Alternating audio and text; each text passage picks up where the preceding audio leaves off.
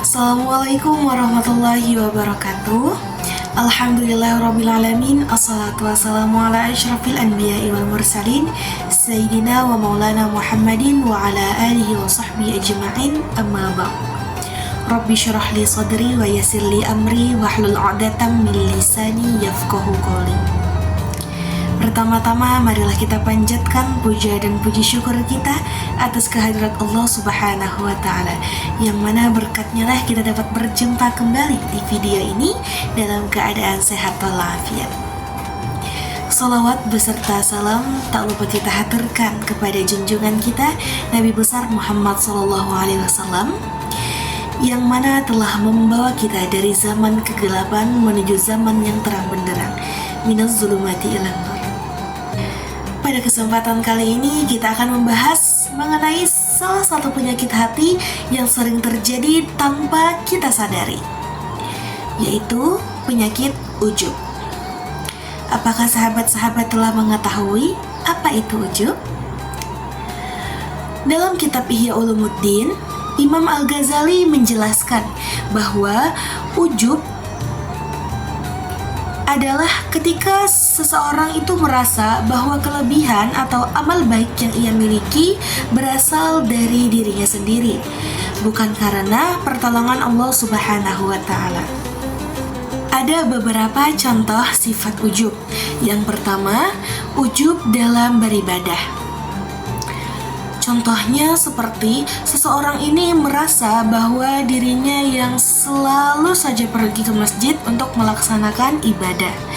Yang kedua, seseorang ini menganggap bahwa hafalan Qur'annya ini adalah yang lebih baik daripada orang lain, sehingga ia merasa lebih mulia daripada orang lain yang tidak hafal akan Al-Qur'an.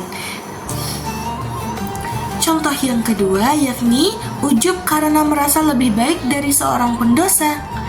Seperti apakah itu? Contohnya seperti ketika kita melihat seseorang ini berbuat maksiat, lalu terbesit di dalam hati kita, lalu kita mengucapkan, untung saja aku tidak seperti dia. Nah, hal itu merupakan salah satu sifat ujub yang merasa lebih baik daripada seorang pendosa. Padahal kalau bukan karena rahmat Allah Subhanahu wa Ta'ala, kita bisa saja berada di tempat yang sama atau bahkan lebih buruk daripada orang tersebut. Sifat ujub lebih halus daripada sifat ria, yang mana ria ini merupakan salah satu sifat seseorang yang ingin ketika ia melakukan kebaikan atau amal ibadah ingin dilihat oleh orang lain. Maka ujub adalah seseorang yang merasa bahwa ia ini merasa cukup di hadapan Allah Subhanahu wa Ta'ala. Ia merasa lebih membanggakan dirinya sendiri akan kebaikan yang telah ia lakukan. Adapun akibat-akibat dari bahayanya ujub, yakni yang pertama, ujub ini dapat merusak amal kebaikan kita. Imam Al-Ghazali mengatakan bahwa amal yang disertai dengan ujub bagai kayu kering yang terbakar habis tanpa sisa. Itu diibaratkan seperti amal ibadah kita atau amal kebaikan kita yang kita banggakan, merasa lebih baik dari orang lain, maka akan habis tanpa sisa. Amal yang kita lakukan jika disertai dengan ujub maka akan sia-sia. Yang kedua, seseorang ini jika memiliki sifat ujub, maka dia tidak akan sadar akan kekurangan diri dan hatinya akan menjadi keras. Imam Al-Ghazali mengingatkan bahwa hal ini merupakan bahaya yang sangat besar, karena orang yang tidak menyadari penyakitnya tidak akan sembuh. Orang yang ujub tidak akan melihat aibnya sendiri. Akibat yang ketiga yakni mengundang murkanya Allah Subhanahu wa Ta'ala. Imam Al-Ghazali menjelaskan bahwa ujub membuat seseorang lupa bahwa semua kebaikan itu berasal dari Allah Subhanahu wa Ta'ala. Ketika ia merasa semua amal dan kebaikannya serta keberhasilannya adalah miliknya sendiri, maka Allah Subhanahu wa Ta'ala akan merebut keberkahan pada dirinya. Adapun cara mengobati ujub yakni yang pertama kita harus menyadarkan diri kita sendiri bahwa semua kebaikan itu berasal dari Allah Subhanahu wa Ta'ala. Yang kedua, kita harus selalu ingat bahwa betapa banyaknya dosa-dosa yang kita miliki.